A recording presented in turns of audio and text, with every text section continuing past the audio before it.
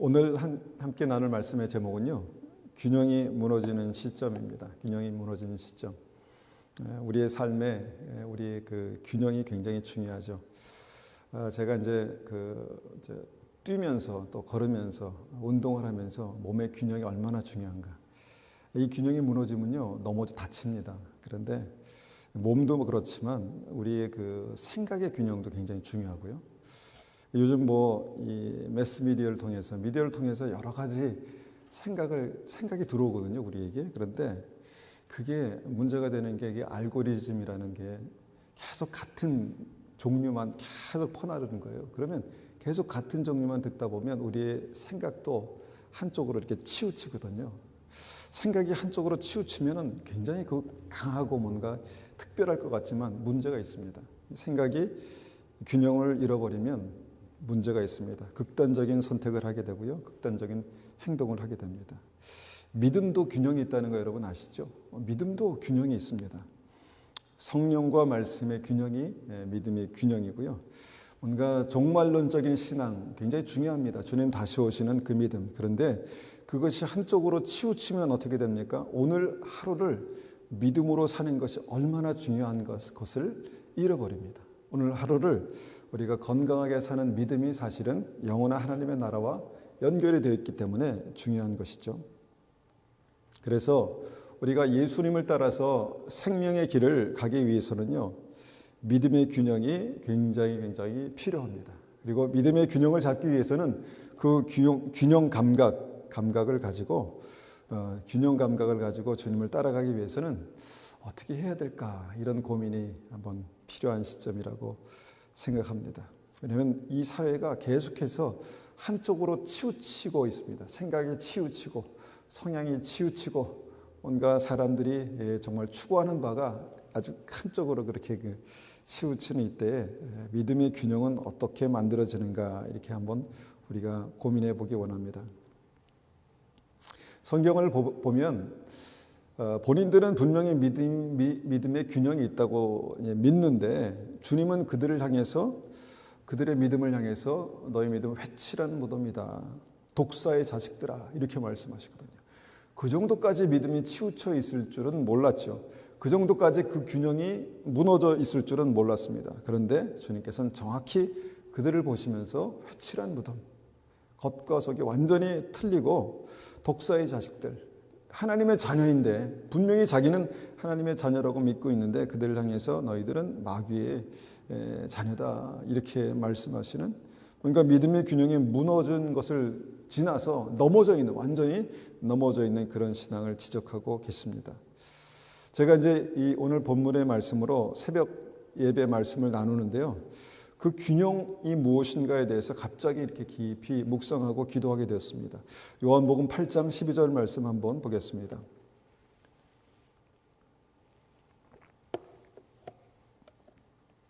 요한복음 8장 12절 받들어 읽겠습니다. 예수께서 또 말씀하여 이르시되 나는 세상의 빛이니 나를 따르는 자는 어둠에 다니지 아니하고 생명의 빛을 얻으리라. 제가 가끔 자전거를 가지고 이제 좀 쉴 때 다이크에 나가서 막 달립니다. 여러분, 자전거 바퀴가 2개밖에 없는데 균형을 잡고 잘 이렇게 서서 달리는 이유가 무엇이라고 생각하십니까? 물론 튼튼한 바퀴가 필요하고 또 페달을 고를 수 있는 튼튼한 힘이, 다리가 필요하죠. 그런데 그 무엇보다 중요한 것은 그 자전거가 균형을 잡고 정말 서 있기 위해서는 앞으로 움직여야 된다는 것입니다. 단순한 원리지만 굉장히 중요한 원리라고 믿습니다. 균형을 잡고 바로 서 있기 위해서는요, 앞으로 움직여야 합니다. 여러분, 믿음도 마찬가지입니다. 믿음도 한 번의 어떤 이해와 한 번의 어떤 지적인 동의로 그냥 나는 믿음이 있다라고 생각하면 여러분 한순간 균형을 잃고 넘어질 수 있다라고 봅니다. 그런데 생명의 길을 가기 위해서는 끊임없이 어떻게 합니까? 앞으로 움직여야 합니다. 주님을 따라서 앞으로 나아가야 한다라는 말씀이죠. 그래서 주님께서 말씀하십니다. 나를 따르는 자는, 나를 따라 움직이는 자는 어둠에 다니지 않고 생명의 빛을 얻으리라. 여러분, 어둠이 우리를 따라다니는 거 아십니까? 우리가 가만히 있을 때 생각이 들어오고, 가만히 있을 때 뭔가 일이 꼬이고, 뭔가 어둠의 역사가 우리 삶 속에 나타나는데요. 어떻게 이것을 물리칠 수 있습니까? 어떻게 이길 수 있습니까? 주님을 따라, 생명의 빛을 따라 앞으로 가는 것입니다. 주님을 따라가야 합니다. 그래서 그렇게 주님을 따라가야 믿음의 균형을 잡을 수 있다라는 것을 우리가 생각하면서 한번 고민해 보는 것입니다. 여러분, 주님을 따라갈 수 있는 그 균형 잡힌 믿음, 주님을 따라갈 수 있는 뭔가 그 건강하게 균형 잡힌 믿음이 무엇인가를 볼 수 있는 말씀이 이제 오늘 말씀, 본문 말씀입니다. 요한복음 8장 1절부터 12절까지의 말씀을 한번 받들어 읽겠습니다. 죄송합니다. 마이크 성능이 굉장히 좋네요. 자, 요한복음 8장 1절입니다. 예수는 감람산으로 가시니라. 아침에 다시 성전으로 들어오시니 백성이 다 나오는지라 앉으사 그들을 가르치시더니 서기관과 바리새인들이 음행 중에 잡힌 여자를 끌고 와서 가운데 세우고 예수께 말하되 선생이여, 이 여자가 간음하다가 현장에서 잡혔나이다. 모세는 율법에 이러한 여자를 돌로 치라 명하였거니와 선생은 어떻게 말하겠나이까? 그들이 이렇게 말하면 고발할 조건을 얻고자 하여 예수를 시험함이러라. 예수께서 몸을 굽히사 손가락으로 땅에 쓰시니 그들이 묻기를 마지 아니하는지라. 이에 일어나 이르시되 너희 중에 죄 없는 자가 먼저 돌로 치라 하시고 다시 몸을 굽혀 손가락으로 땅에 쓰시니 그들이 이 말씀을 듣고 양심의 가책을 느껴 어른으로 시작하여 젊은 이까지 하나씩 하나씩 나가고 오직 예수와 그 가운데 섰는 여자만 남았더라. 예수께서 일어나사 여자 외에 아무도 없는 것을 보시고 이르시되 여자여, 너를 고발하던 그들이 어디 있느냐? 너를 정죄한 자가 없느냐? 대답하되 주여 없나이다. 예수께서 이르시되 나도 너를 정죄하지 아니하노니 가서 다시는 죄를 범하지 말라 하시니라. 예수께서 또 말씀하여 이르시되 나는 세상의 빛이니 나를 따르는 자는 어두움에 다니지 아니하고 생명의 빛을 얻으리라. 서기관, 하나님의 말씀을 읽고 쓰고 또 연구하는 사람입니다. 바리새인들, 누구보다 믿음이 있는 사람들이라고 그렇게 자부하는 어떤 믿음의 균형이 있다고 자부하는 사람들이었습니다. 그래서 그들의 생각과 말을 통해서, 그들의 삶을 통해서 나는 균형 있게 생명의 길을 간다라고 믿었었습니다. 왜 그런 확신을 할 수 있었는가 하면 그들이 진리의 말씀을 알고 붙들었기 때문입니다. 그 말씀을 적용하며 살았기 때문입니다. 완벽하지 않겠습니까? 말씀을 알고 말씀을 붙들고 말씀을 적용하며 살았습니다. 죄가 무엇인지 알았고 하나님 앞에 그 죄의 무게가 무엇인지 알았습니다. 죄의 삭은 사망이니라, 이것을 알았다는 것이죠. 그래서 이 여인의 그 간음 죄를 보면서 이 죄를 이 사회에서 뿌리 뽑아야 한다라고 그렇게 믿었습니다.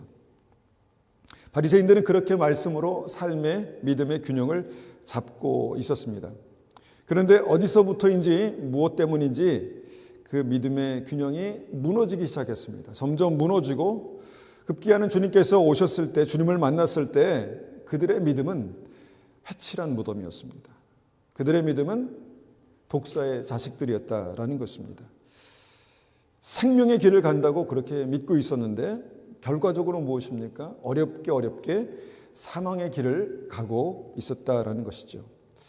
그래서 우리가 성경을 보면서 믿음의 균형이 무엇인가에 대해서 깊이 우리가 생각하면서 여러 말씀들을 떠올리고 말씀을 읽어 볼 때 시편 89편 14절 말씀이 떠오릅니다.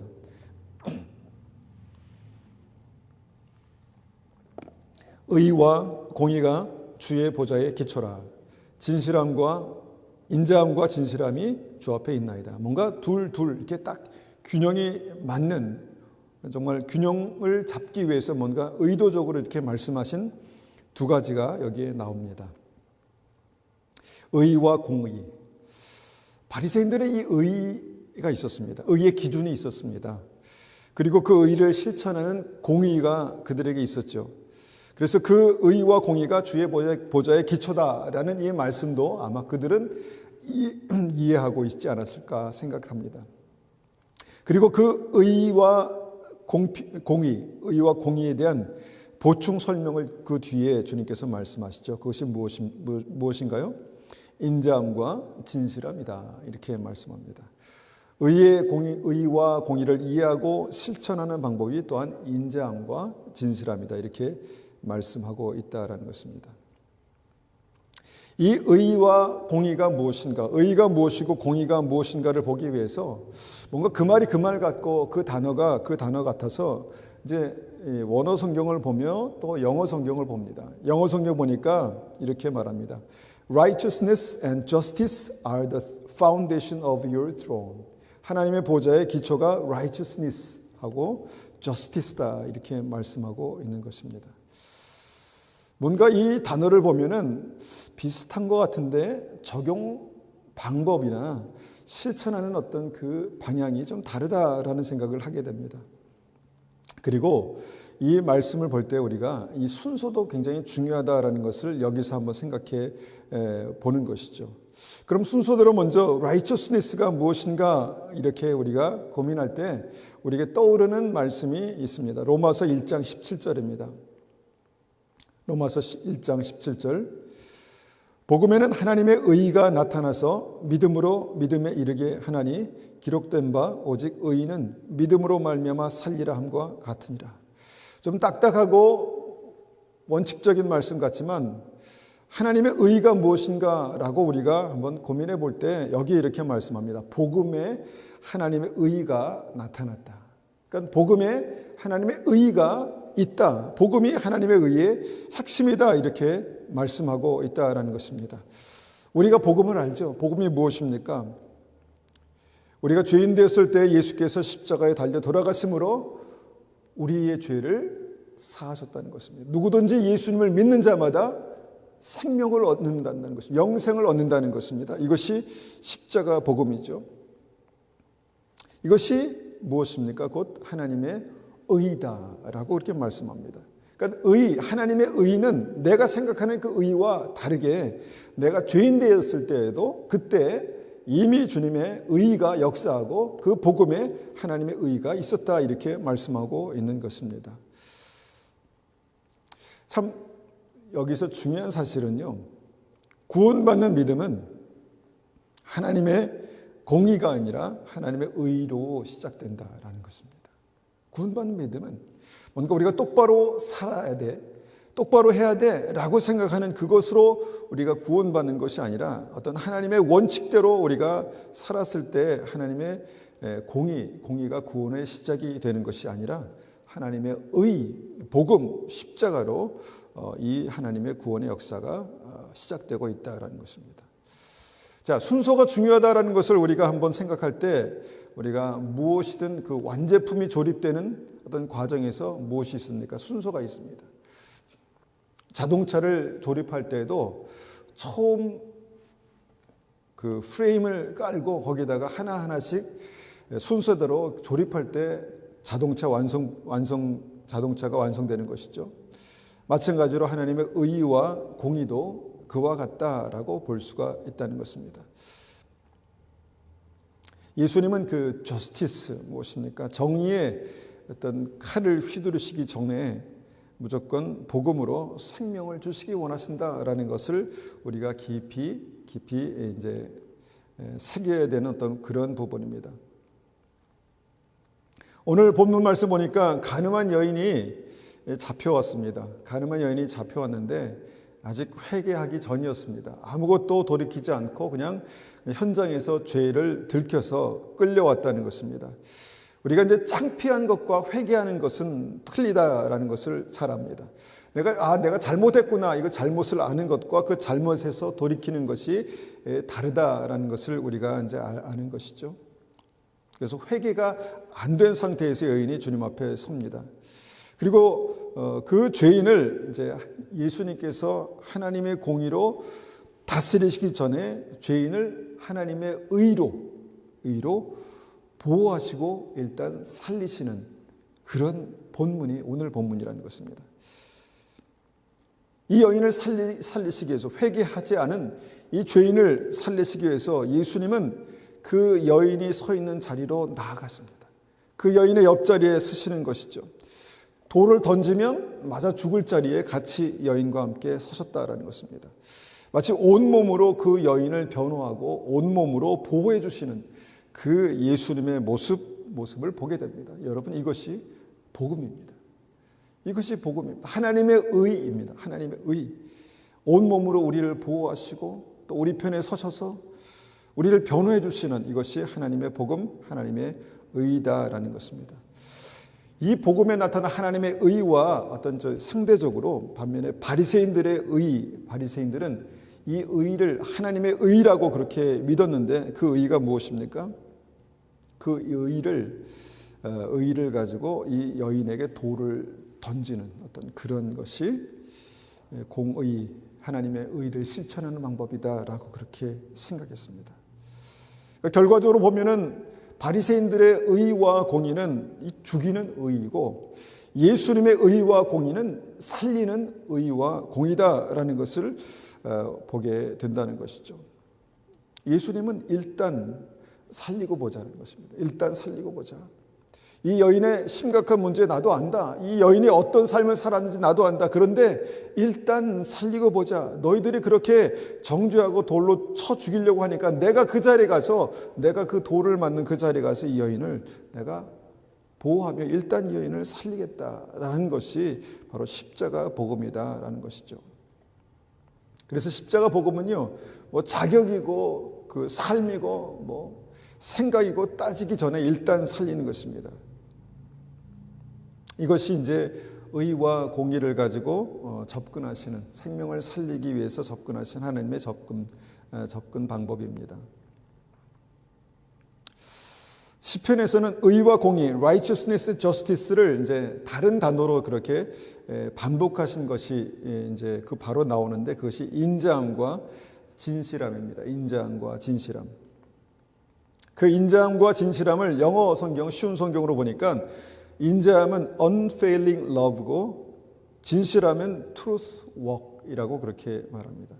unfailing love and truth walk. 인자함과 진실함, 의와 공의 이렇게 말하죠. 그러니까 복음을 하나님의 의라고 보면 그것은 뭐냐면 unfailing love라고 이렇게 표현하신다는 것입니다. 절대 포기하지 않으시고 결코 실패하지 않는 그런 사랑이다 이렇게 말씀하고 있다는 것입니다. 하나님의 사랑은 포기하지 않는 것입니다. 어떤 상황에도 그 죄인을 포기하지 않는, 실패하지 않는 unfailing love가 하나님의 의다라고 그렇게 말씀하시고 이것을 위해서 돌을 맞는 그 자리에 여인과 함께 서셨다라는 것, 이것이 복음이라는 것이죠. 예수님께서 그 복음으로 먼저 나에게 다가오셨습니다. 복음으로 나에게 오셨습니다. 여인에게뿐만 아니라 복음으로 나에게 오셨다는 것입니다. 그래서 모든 사람이 나를 향해 돌을 던질 수 있는 그 정죄의 자리에서 나를 변호해 주시고 나를 보호해 주시고 나를 막아 주시고 그래서 우리가 이 자리에 있는 것입니다. 내가 생각할 때 나는 죽을 죄인인 것 같고 나 같은 사람은 정말 나 같은 사람도 좀 사랑하실까 과연? 구원하실까? 나 같은 사람 천국에 갈 수 있을까? 이렇게 생각하는 그 순간에도 주님은 내 자리에서 나를 변호해 주시고 보호해 주시고 변론해 주시는 그 자리가 바로 하나님의 의 복음의 자리다라고 그렇게 말씀합니다. 이것이 바로 예수 그리스도께서 우리의 의가 되셨다라는 그런 말씀입니다. 예수님이 나의 의가 되신 것입니다. 그러니까 내 의가 주님의 의를 나타낸 것이 아니라 내 의가 있기 전에 예수님의 의가 나의 의가 되셨다라는 그런 말씀이죠. 이것이 바로 하나님의 의입니다. 그리고 그와 함께 균형을 맞추고 있는 하나님의 공의는 무엇입니까? 하나님의 공의, justice. 이것이 뭐라고 말씀하시냐면 truth walk.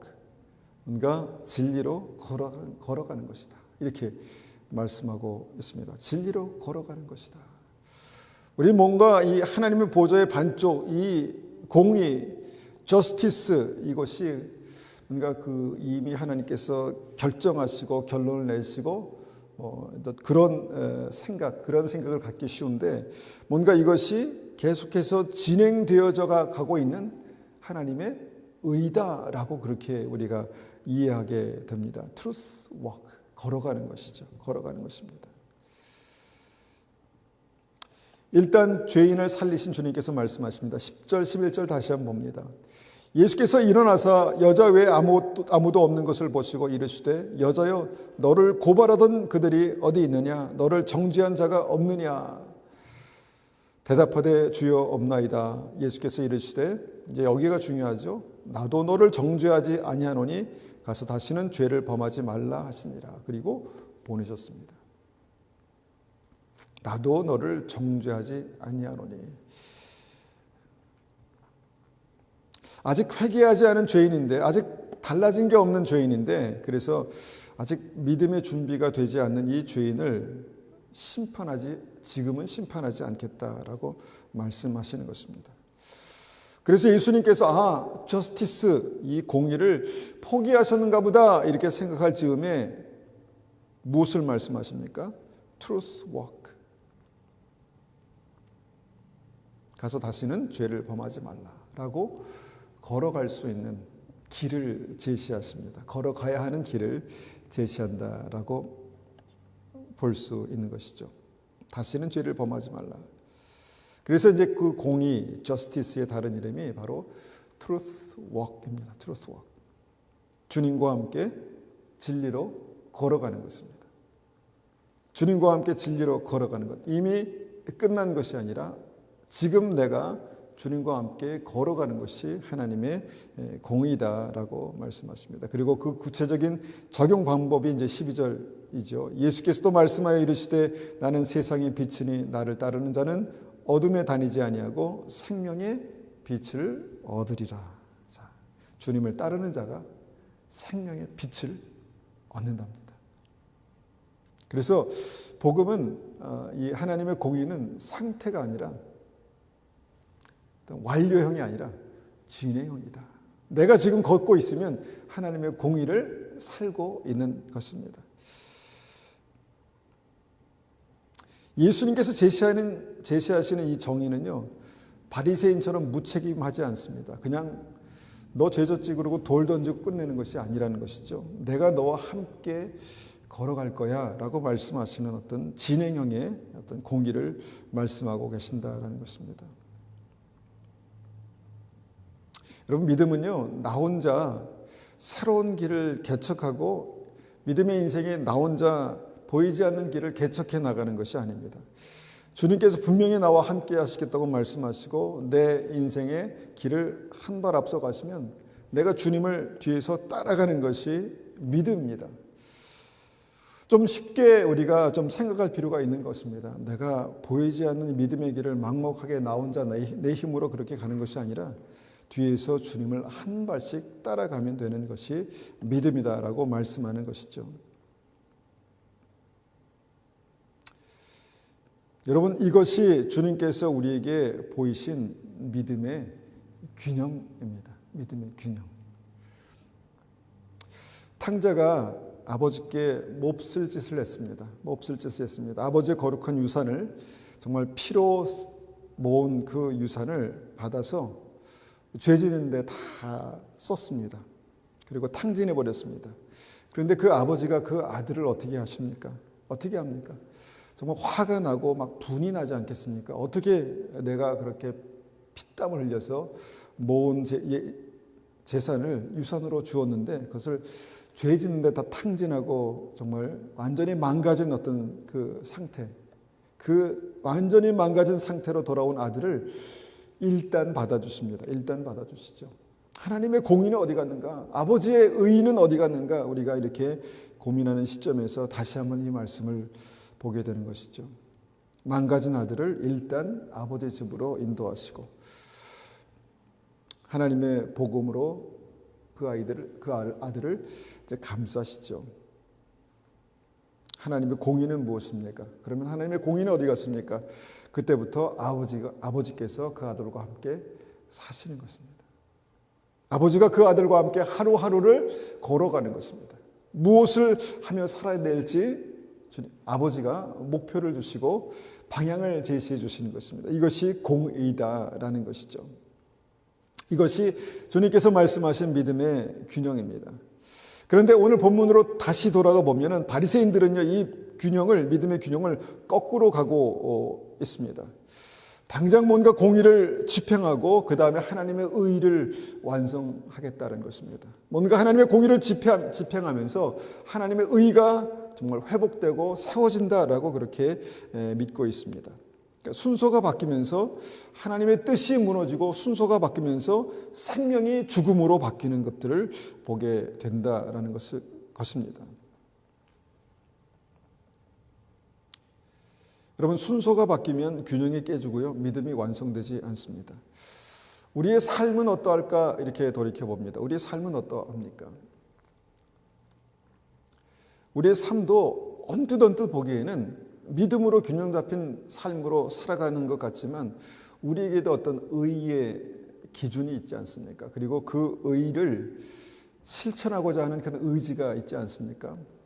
사랑하는 사람들에게, 우리 아이들에게, 또 우리 동료들에게, 형제자매들에게 그 의의가 무엇인가에 대해서 말하면서 공의를 뭔가 좀 실천해서 하나님의 의의를 회복하고자 하는 어떤 그런 의지들이 믿음의 사람들에겐 다 있는 것 같습니다. 그래서 우리가 뭔가 뉴스나 그런 소식 보면서 막 화가 치밀고 이런 인간은 없어져야 돼, 사라져야 돼 라는 마음이 들기도 하죠. 멀리서 보이는 그 사람뿐만 아니라 우리는 가까이서 뭔가 내 마음에 맞지 않고 뭔가 믿음에 맞지 않는 행동을 하는 사람들에 대해서도 그렇게 우리가 생각할 때가 있습니다. 우리가 돌만 안 들었지 마음속에서는 돌보다 더한 것을 들고 하나님의 의, 하나님의 의를 가지고 하나님의 공의를 실천하려는 어떤 그런 마음들이 있다라는 것입니다.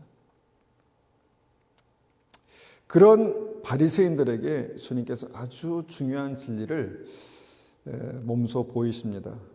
이렇게 말씀하시죠. 너희 중에 죄 없는 자가 먼저 이 여인을 돌로 쳐라. 언뜻 보기에는 돌로 치라는 말씀 같은데, 여러분, 너희 중에 죄 없는 자가, 그러니까 칠 자격이 있는 사람이 있다면 돌로 치라, 이렇게 말씀하고 있다는 것입니다.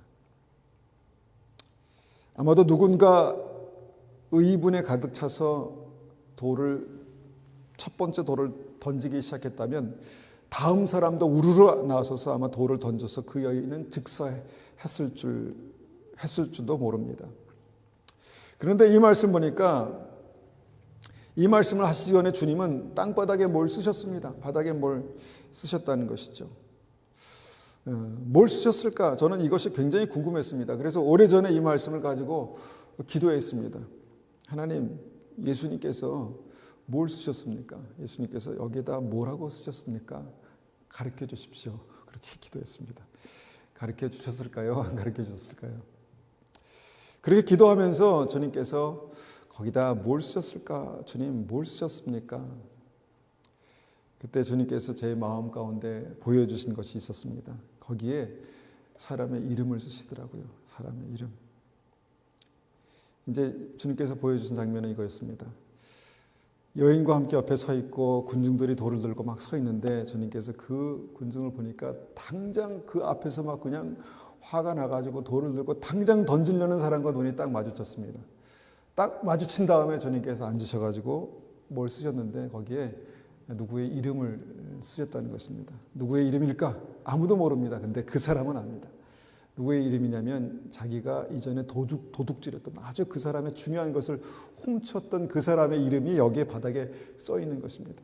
아무도 몰라서 완전 범죄인지 알고 생각했는데 그게 아니라 예수님께서 그걸 알고 계셨다는 것입니다. 아이고, 예수님 어떻게 알았지?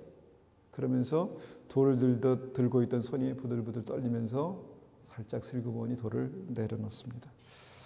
그리고 그 옆에 있는 사람 봅니다. 그 옆에 있는 여인을 봅니다. 내가 여자로서 저런 여자는 용서 못해라는 그런 마음으로 막 돌을 들고 지금 방금 죽이려고 막 이렇게 그 맨 앞에 그렇게 서 있는데 그 여인의 눈과 주님의 눈이 마주치고 나서 또 바닥에다가 어떤 남자의 이름을 썼습니다. 남자의 이름을 쓰셨습니다. 깜짝 놀랐죠. 깜짝 놀랐습니다. 아무도 모르는 줄 알았는데 주님은 내가 그 여인과 똑같은 여자다라는 것을 알고 계셨다는 것입니다. 와, 여러분 이런 상황들을 한번 여러분 상상해 보셨습니까? 예수님 다 알고 계십니다. 예수님 그 한 사람 한 사람이 어떤 죄인인지 어떤 사람인지 다 알고 계신다는 것입니다. 그래서 계속해서 그 한 사람 한 사람과 눈이 마주치고 거기다 바닥에 쓰시고 그러고 나서 너희 중에 죄가 없는 사람이 먼저 돌로 이 여인을 치라라고 하시니까 누가 칠 수 있겠습니까? 그 말씀을 하시고 그 앞에 있는 사람이 떠나가니까 이제 뒤에 있는 사람이 나옵니다. 영문을 모르고 앞에 나가서 이제 돌을 던지려고 보니까 거기에다가 주님께서 계속 뭘 쓰고 계신 것입니다. 물건의 이름, 사람의 이름, 동네 이름 막 쓰시는 것입니다. 그런데 그것을 볼 때마다 사람들이 눈이 풀리고 내가 그런 사람이었지. 맞아, 내가 그런 죄인이었지. 라고 그렇게 알아갑니다. 아무도 모르는 것 같지만 예수님은 우리가 어떤 사람인지 다 아십니다. 그러지 않겠습니까? 우리가 어떤 사람인지 어떤 죄인인지 그 죄인이면서 정말 하나님 앞에 어떤 정말 의인인 것처럼 앉아 있는지 아신다는 것입니다. 그런데 예수님은 그걸 이미 알고 계셨습니다. 이미 나만 모르지 예수님은 이미 알고 계셨다는 것입니다. 그리고 나서 주님께서 그 여인 편에 서신 것입니다. 이 말씀을 가만히 묵상해 보면 예수님께서는 그 여인을 일단 살리시기 위해서 그 여인 편에 서시고 그 여인 입장에서 변호하시고 보호하시고 구해주셨는데 복음에 하나님의 의가 나타나서 우리에게도 그렇게 하신다는 것입니다. 하셨다는 것입니다. 그래서 우리가 이 자리에 있는 것입니다. 그래서 우리가 생명의 길을 가고 있는 것입니다. 그래서 무엇입니까? 우리가 하나님의 말씀, 하나님의 의와 하나님의 공의를 뭔가 실천하려고 말씀을 알기 때문에, 죄를 알기 때문에, 그 말씀의 죄의 무게를 알기 때문에 이것을 실천하려고 할 때 자칫하면은 우리도 균형을 잃고 바리새인들처럼 그렇게 할 수 있겠다, 이런 생각을 해봅니다. 얼마나 많은 사람들이 나는 그렇지 않은데 저 사람이 그렇기 때문에 저 사람을 미워하고 돌로 치고 또 미워하면서 정죄하고 그렇게 합니까? 그런데 이것으로는 사람을 살릴 수 없고 이것으로는 나를 살릴 수 없다라는 말씀을 하신 것이죠. 똑같은 것을 가지고 있다고 균형이 되는 것은 아닙니다. 그런데 그 똑같은 것을 가지고 어떻게 우리가 균형을 잡아나가는가에 대해서는 주님께서 이렇게 삶으로 보여주셨다라고 믿습니다. 그렇게 한 사람 한 사람씩 돌을 내려놓고 그 자리를 떠납니다. 예수님께서 서신 그 자리가 어떤 자리인가 우리가 한번 깊이 생각해 보기 원합니다. 예수님께서 서신 자리가 생명의 자리입니다. 구원의 자리입니다. 그리고 예수님께서 서신 자리가 결국은 내가 믿음으로 하나님의 의와 공의를 가지고 서야 될 자리다라는 것입니다.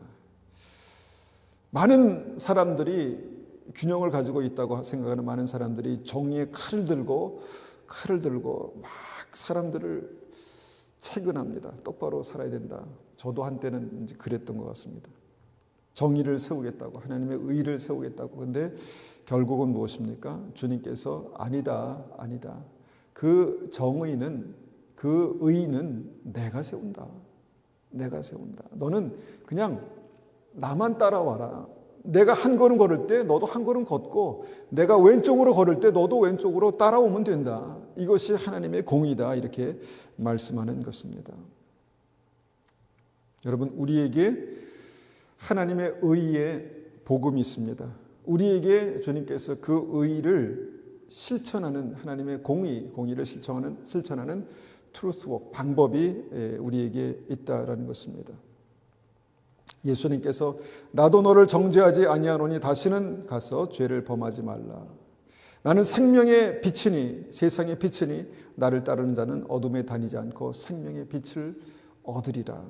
여러분 이 말씀이 우리에게 생명을 얻는 믿음의 균형이 되기를 원합니다. 돌을 맞아 죽어야 할 그 여인의 자리가 원래는 내 자리였습니다. 그런데 주님께서 그 자리에 함께 계셔서 나를 살리시고 구원해 주셨습니다. 그리고 주님께서 우리에게 그 자리에 너도 함께 서자라고 말씀하시는 은혜가 우리의 삶 속에 있기를 간절히 원합니다. 우리가 이 말씀을 가지고 한번 같이 기도합니다. 우리 주변에는요, 정말 똑같은 하나님의 의의 복음으로 또 하나님의 공의로 생명의 길을 걸어가야 될 많은 사람들이 있습니다. 하나님, 우리가 그들을 바라볼 때 바리새인의 눈이 아니라 예수님의 시각으로 바라보게 하시고 내 마음속에 주님 믿음의 균형이 정말 생명을 살리는 역사로 나타날 수 있도록 은혜 베풀어 주십시오. 그렇게 한번 같이 기도하겠습니다.